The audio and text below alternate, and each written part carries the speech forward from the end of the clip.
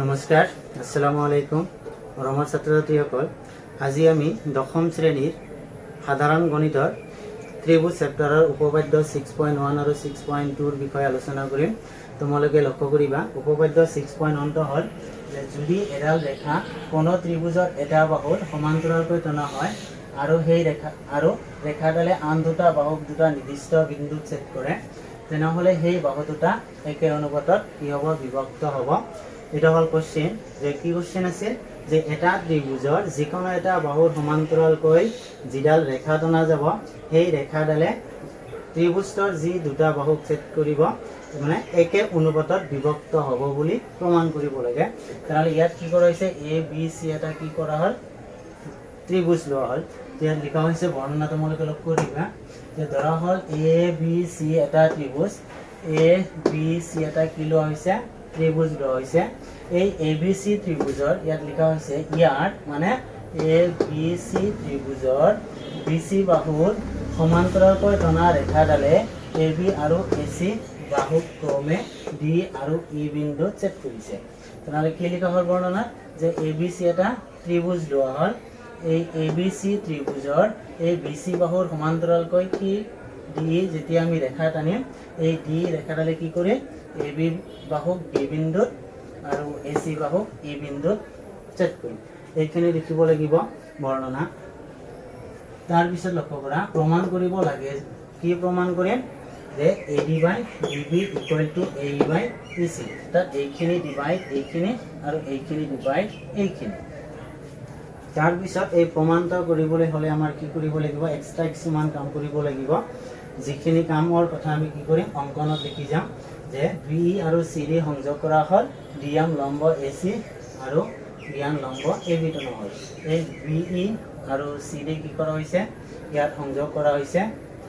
তাৰপিছত কি কৰা হৈছে? ডি এম লম্ব এ চি টনা হৈছে। আকৌ কি কৰা হৈছে? ডি এম লম্ব এ বি টনা হৈছে। বি ই আৰু চি ডি সংযোগ কৰা হ'ল। যে বি ই আৰু চি ডি সংযোগ কৰা হৈছে, ডি এম এ চি বাহুৰ ওপৰত লম্ব টনা হৈছে আৰু ই এন এ বি বাহুৰ ওপৰত লম্ব টনা হৈছে। এইবাৰ আমি কি কৰিম? তোমালোকে লক্ষ্য কৰা, আমি প্ৰমাণ লৈ কি কৰিম? আগবাঢ়িম। এইখিনি আছিল বৰ্ণনা, প্ৰমাণ কৰিব লাগে যে, আৰু অংকন এইখিনি লিখিব লাগিব। তাৰপিছত লক্ষ্য কৰা, প্ৰমাণ। আমি প্ৰমাণখিনি কেনেকৈ কৰিম?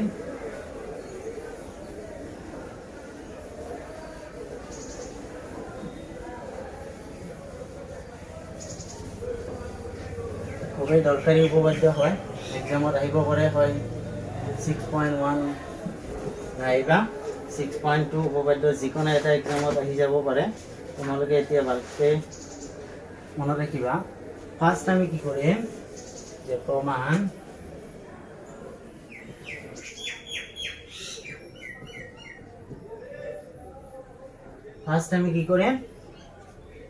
এ বি বাহুৰ ওপৰত যি দুটা খণ্ড আছে, এটা খণ্ড আছে এ ডি, আন এটা খণ্ড আছে ডি বি। এবাৰ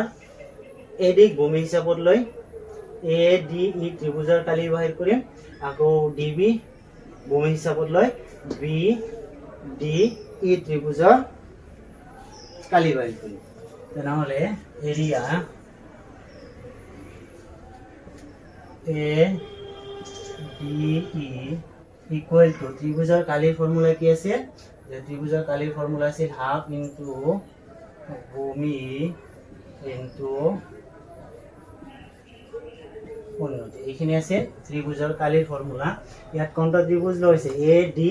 ই ত্ৰিভুজ লোৱা হৈছে। নহ'লে এ ডি ই ত্ৰিভুজৰ কালিৰ ফৰ্মুলা কি হ'ব? ফৰ্মুলা হিচাপত আমাৰ হাফ দিব লাগিব, হাফ ইনটু ভূমি। ইয়াত যিহেতু উন্নতি ই এন, গতিকে ভূমি কি হ'ব? এ ডি ভূমি ইনটু উন্নতি কি হ'ব? ই এন উন্নতি। এক কুৱেশ্যন নম্বৰ আমি 1 ইউজ কৰিম। আকৌ কোৱা হৈছিল, এবাৰ কি কৰা হ'ল? এ ডি ভূমি হিচাপত এ ডি ই ত্ৰিভুজৰ কালি বাহিৰ কৰা হ'ল। এইবাৰ আমি কি কৰিম? বি ডি ভূমি হিচাপত লৈ বি ডি ই ত্ৰিভুজৰ কালি বাহিৰ কৰিম। আকৌ এৰিয়া বি ডি ই, তেনেহ'লে কি কৰিম? এইবাৰ বি ডি ই ত্ৰিভুজৰ কালি বাহিৰ কৰিম। ফৰ্মুলাটো এইখিনিয়ে হ'ব, যে হাফ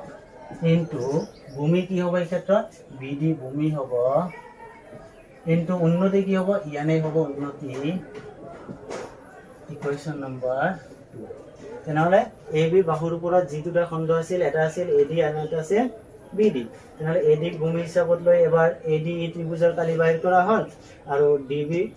বা বি ডি ভূমি হিচাপত লৈ বি ডি ই ত্ৰিভুজৰ কালি বাহিৰ কৰা হ'ল একে মেথডত আমি কি কৰিম এ চি বাহুৰ ওপৰত লক্ষ্য কৰা তোমালোকে দুটা খণ্ড আছে এটা আছে এ ই আন এটা আছে ই চি তেনেহ'লে এ ভূমি হিচাপত লৈ এ ডি ই ত্ৰিভুজৰ কালি এবাৰ বাহিৰ কৰিম আৰু ই চি ভূমি হিচাপত লৈ চি ডি ই ত্ৰিভুজৰ কালি বাহিৰ কৰিম তেনেহ'লে লক্ষ্য কৰা যে area A D E equal two কি হ'ব হাফ ইনটু এই ক্ষেত্ৰত ভূমি কি হ'ব এ ই হ'ব ভূমি আৰু এ ই ইনটু উন্নতি কি হ'ব এই ক্ষেত্ৰত ডি এম হ'ব উন্নতি ইকুৱেশ্যন নম্বৰ 3 এইবাৰ কি কৰিম ই চি ভূমি হিচাপত লৈ চি ডি ই ত্ৰিভুজৰ কালি বাহিৰ কৰিম এৰিয়া চি ডি ইৰ কালি চি ডি ইৰ কি কৰিম আমি কালি বাহিৰ কৰিম এইবাৰ তোমালোকে লক্ষ্য কৰা চি ডি ইৰ কালি কি হ'ব হাফ ইনটু এই ক্ষেত্ৰত ভূমি কি হ'ব চি ই হ'ব ভূমি চি ই হ'ব ভূমি উন্নতি কি হ'ব ডি এম হ'ব উন্নতি ইয়াত ইকুৱেশ্যন নম্বৰ 4 ডি যেহেতু আমাৰ প্ৰমাণ কৰিব লাগে লক্ষ্য কৰা তোমালোকে A D by D B বা B D equal to A E by E C এইখিনি আমাৰ প্ৰমাণ কৰিব লাগে তেনেহ'লে যিকোনো প্ৰকাৰে আমি এইখিনিত উপস্থিত হ'ব লাগিব মানে উপনীত হ'ব লাগিব তেনেহ'লে লক্ষ্য কৰা ইয়াত A D B D A E E C এই ইকুৱেশ্যন চাৰিটাত আছে 1 নম্বৰ ইকুৱেশ্যনত এ ডি আছে 2 নম্বৰত বি ডি আছে 3 নম্বৰত এ ই আছে 4 নম্বৰত চি ই আছে গতিকে A D by B D লাগে আমাৰ এইখিনিৰ অনুপাত লাগে A D by B D গতিকে 1 নম্বৰ আৰু 2 নম্বৰ সমীকৰণ যদি ডিভাইড কৰা যায় তেনেহ'লে আমি কি পাম A D by B D আৰু 3 নম্বৰ আৰু 4 নম্বৰ সমীকৰণ দুটা যদি ডিভাইড কৰা যায় আমি কি পাম এ ই বাই চি ই পাম তেনেহ'লে এতিয়া 1 divide 2 1 নম্বৰ আৰু 2 নম্বৰ কি কৰিম ডিভাইড কৰিম বাওঁফালৰখিনি বাওঁফালে ডিভাইড হ'ব সোঁফালৰখিনি সোঁফালে ডিভাইড হ'ব এতিয়া লক্ষ্য কৰা এৰিয়া কি আছে 1 নম্বৰৰ বাওঁফালে area A D E divide 2 নম্বৰৰ বাওঁফালে কি আছে এৰিয়া বি ডি ই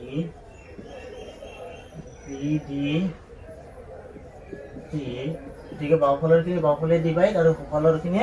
সোঁফালে ডিভাইড হ'ব equal to half into A D into ইয়ান half into A D into কি আছে ইয়ান 1 নম্বৰৰ ৰাইট হেণ্ড সাইডখিনি লিখা হ'ল তাৰপিছত 2 নম্বৰৰ ৰাইট হেণ্ড সাইডত কি আছে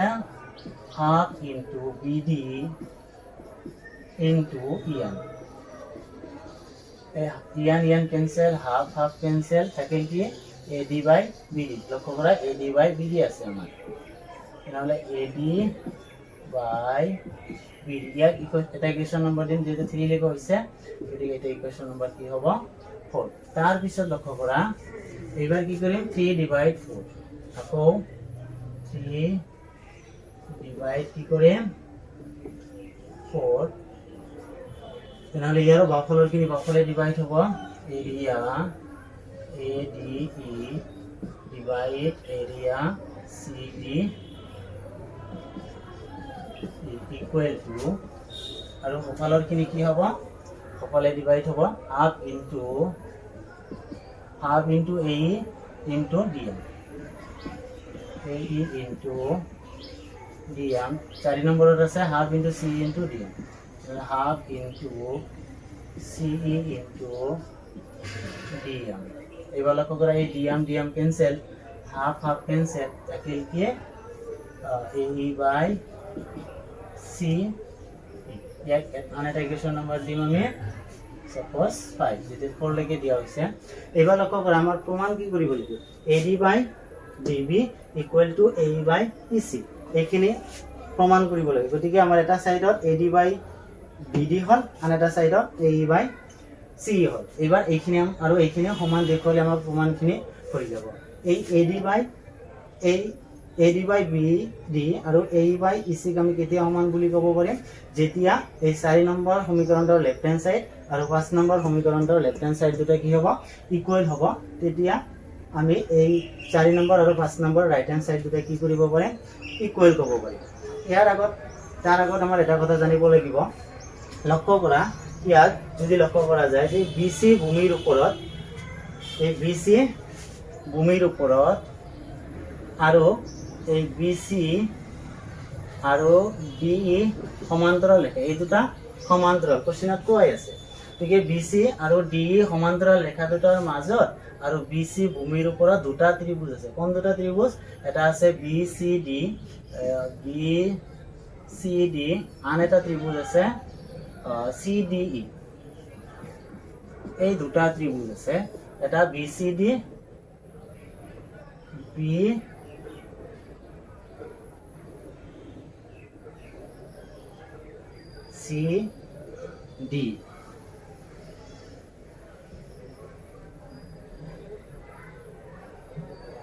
ইয়াত কি লিখা হৈছে লক্ষ্য কৰা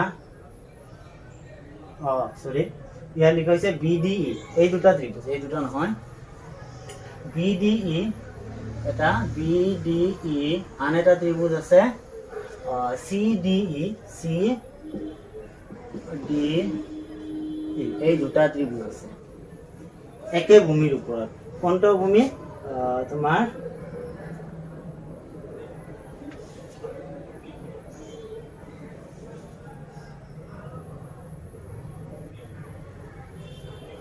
একে ভূমি BC ওপৰত এই দুটা ত্ৰিভুজ কোন দুটা BDE আৰু CDE এই দুটা ত্ৰিভুজ আছে আৰু একে সমান্তৰাল ৰেখা BC আৰু DE মাজত অৱস্থিত যদি একে ভূমিৰ ওপৰত আৰু এজৰ সমান্তৰাল ৰেখাৰ মাজত যদি দুটা ত্ৰিভুজ থাকে তেনহলে এই দুটা ত্ৰিভুজৰ কালি কি হয় সমান হয় আমি এইখিনি কথা নৱম শ্ৰেণীত পাই আহিছিল এইবাৰ আমি এই হিচাপত আগবাঢ়িম এতিয়া লক্ষ্য কৰা যে যেহেতু ত্ৰিভুজ BDE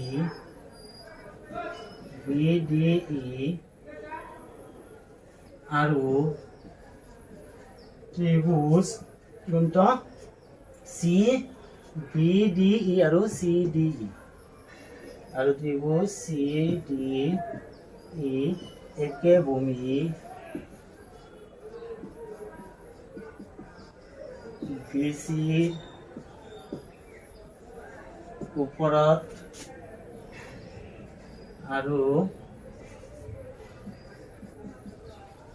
একে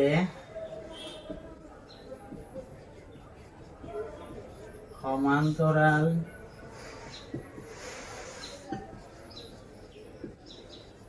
ৰেখা BC আৰু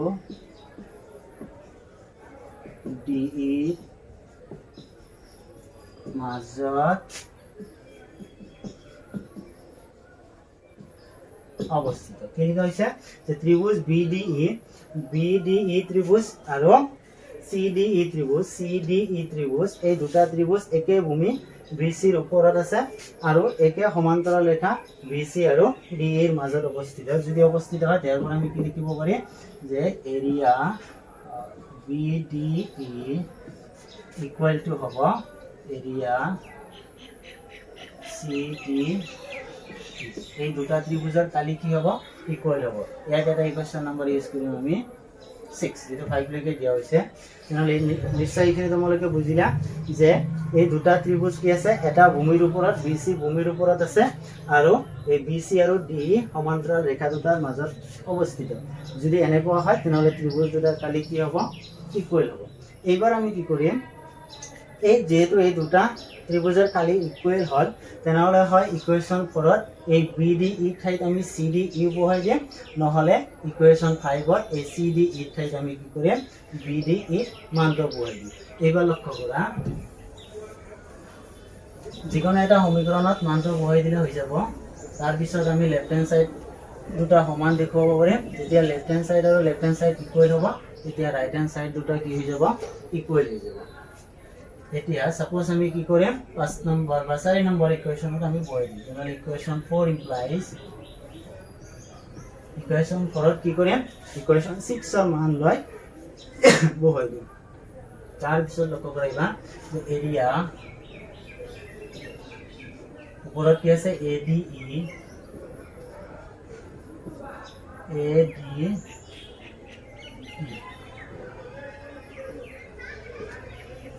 ডিভাইড এবাৰ কি কৰিম এৰিয়া BDE অৰ্থাৎ BDE ত্ৰিভুজৰ কালি ঠাইত কি কৰিম এৰিয়া CD অৰ্থাৎ CDE কালি বহাই দিম নহলে area CDE equal to right hand সাইডৰ কিনে আমি সেম ৰাখিম তেনেহলে কি হ'ব AD বাই কি আছে BD ইয়াৰ ইকুৱেশ্যন নম্বৰ দিম কিমান হ'ব এইটো 6 লৈকে দিয়া হৈছে 7 তেনেহলে এইবাৰ তোমালোকে লক্ষ্য কৰা এই ইকুৱেশ্যন ইয়াত লিখি দিব পাৰা কেই নম্বৰ ইকুৱেশ্যন ইউজ কৰা হৈছে ইকুৱেশ্যন 6 এইকেইটা লিখি দিবা ইকুৱেশ্যন 6 ইমপ্লাইজ মানে 6 নম্বৰ ইকুৱেশ্যনটো এই 7 নম্বৰ ইকুৱেশ্যনত প্ৰয়োগ কৰা হৈছে বা প্ৰয়োগ কৰি আমি 7 নম্বৰ ইকুৱেশ্যনটা পালো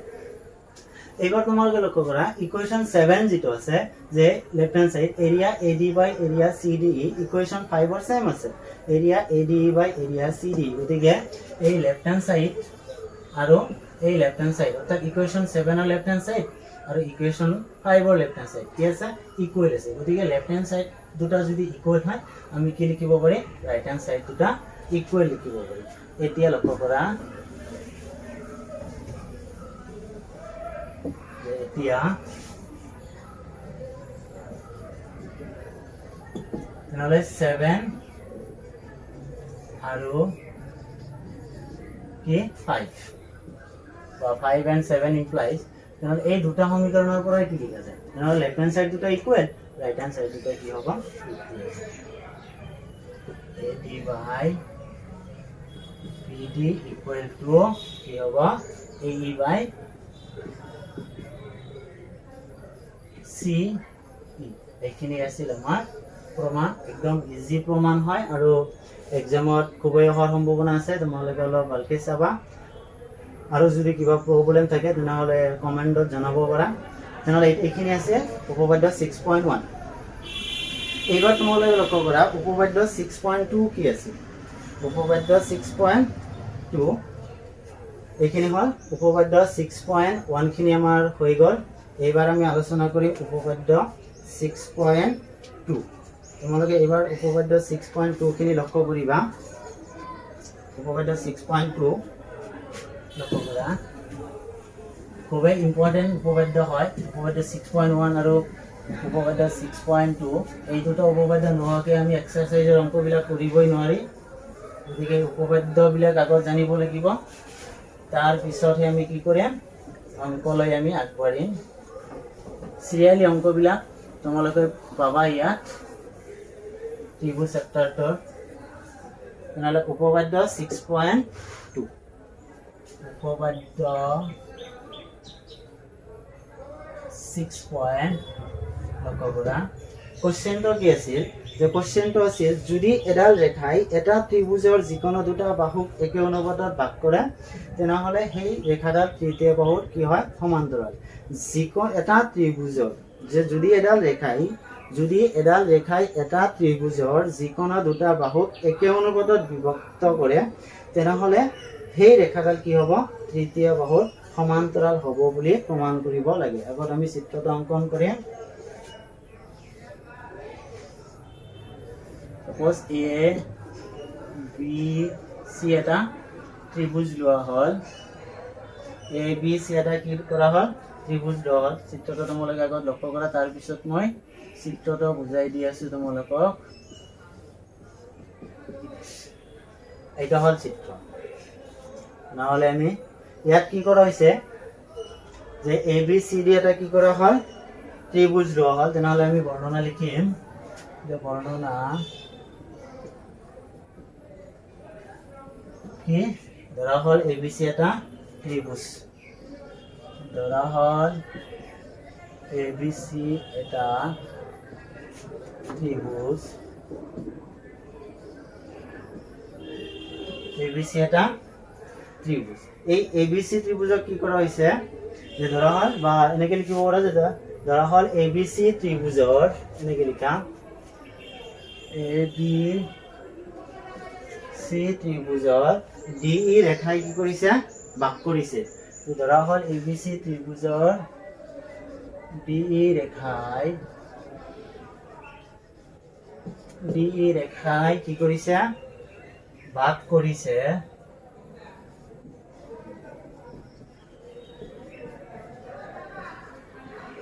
যাতে ডি ৰেখাই কি কৰিছে ABC ত্ৰিভুজক AB আৰু AC বাহু দুটা ভাগ কৰিছে এনেকৈ ভাগ কৰিছে AD by DB equal to AE by EC ইডাস নহয় ইডাসটা কেনেকৈ হ'ল আমি এইখিনি পিছত আলোচনা কৰিম তেনেহলে ডি ৰেখাই কি কৰিল ABC ত্ৰিভুজক AB আৰু AC বাহু দুটা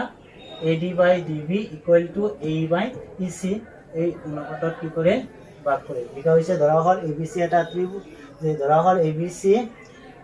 ত্ৰিভুজৰ এটা দিব নালাগে যে ধৰা হল ABC ত্ৰিভুজৰ ডি ৰেখাই ভাগ কৰিছে যাতে AD by কি হয় AD by DB বা BD লিখিব পৰা ইকুৱেল টু কি হ'ব AE by EC এখানে কি কৰিছে ভাগ কৰিছে যে ধৰা হল ABC ত্ৰিভুজৰ AD ৰেখাই ভাগ কৰিছে যাতে AD by DB equal to AE by EC এইখিনি হল আমাৰ বৰ্ণনা তাৰ পিছত প্ৰমাণ কৰিব লাগে যে প্ৰমাণ কৰিব লাগে কি প্ৰমাণ কৰে তোমালোকে লক্ষ্য কৰা আমি প্ৰমাণ কৰিম DE আৰু BC সমান্তৰাল যে DE সমান্তৰাল BC DE আৰু BC কি কৰে সমান্তৰাল বুলি প্ৰমাণ কৰিম এইবাৰ তোমালোকে প্ৰমাণটো লক্ষ্য কৰা প্ৰমাণ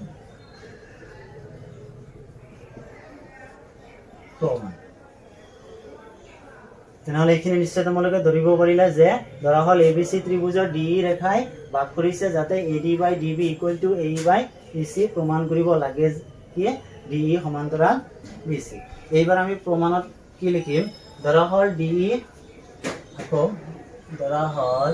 এইখিনি তোমালোকে অংকনত লিখিলেও হৈ যাব কিন্তু মই ইয়াত অংকনত লিখা নাই ডাইৰেক্ট প্ৰমাণত লিখিছো ধৰা হল DE BC সমান্তৰাল কি ধৰা হৈছে তো ধৰা হল DE এই যিডাল DE ৰেখা আছে এই ৰেখাডাল BC ৰ সমান্তৰাল নহয় ধৰা হল DE BC ৰ সমান্তৰাল নহয় DE কাৰ সমান্তৰাল নহয় BC ৰ সমান্তৰাল নহয় যদি DE BC ৰ সমান্তৰাল নহয় এইবাৰ আমি কি কৰিম DE ড্যাশ BC ৰ সমান্তৰাল কৰিম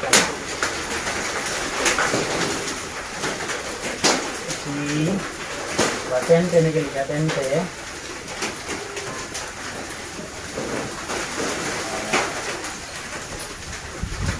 BC সমান্তৰাল DE ড্যাশ টনা হয়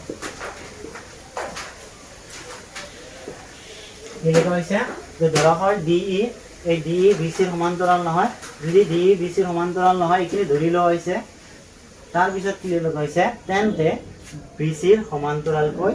DE টনা হৈছে গতিকে এইবাৰ আমি কি লিখিব পাৰি লক্ষ্য কৰা গতিকে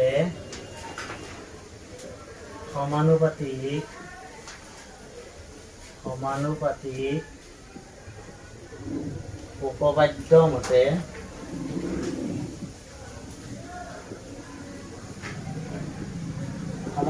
উপপাদ্য মতে আমি কি লিখিব পাৰি যদি BC আৰু DE সমান্তৰাল হয় তেনেহলে আমি লিখিব পাৰি AD by DB equal to AE dash by E dash C therefore AD by DB equal to AE dash by E dash C question number 1 is good আৰু দিয়া আছে কিন্তু দিয়া আছে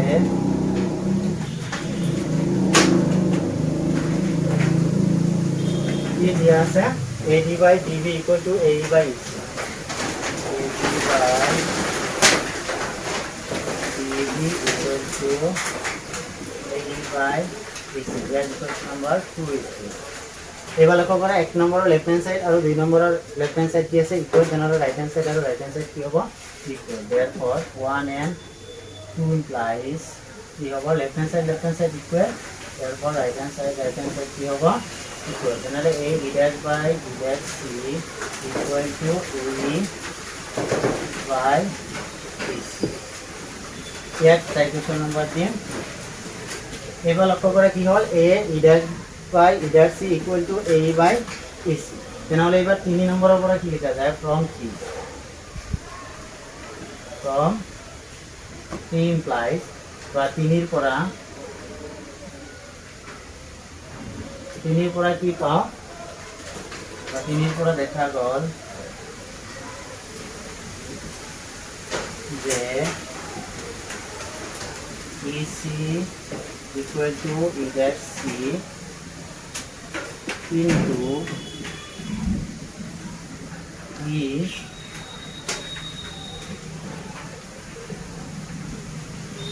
সম্ভৱ হ'ব যেতিয়া ই আৰু ই ড্যাশ একেটা বিন্দু হয় ইয়াত কি লিখাইছে লক্ষ্য কৰা যে তিনিৰ পৰা দেখা গ'ল যে EC আৰু E dash C এই EC আৰু E dash C কিন্তু ইকুৱেল EC আৰু E dash C ইকুৱেল কিন্তু ই সম্ভৱ হ'ব যেতিয়া ই আৰু ই ড্যাশ সি একেটা বিন্দু হ'ব কেতিয়া সম্ভৱ হ'ব ই আৰু ই ড্যাশ একেটা বিন্দুত দেখুৱাব লাগিব তেতিয়াহ'লে এইখিনি আৰু এইখিনি সমান হ'ব ইয়াৰ পৰা আমি ডাইৰেক্ট লিখিব পাৰে প্ৰমাণৰখিনি DE সমান্তৰাল BC এইখিনি আছে আমাৰ প্ৰমাণ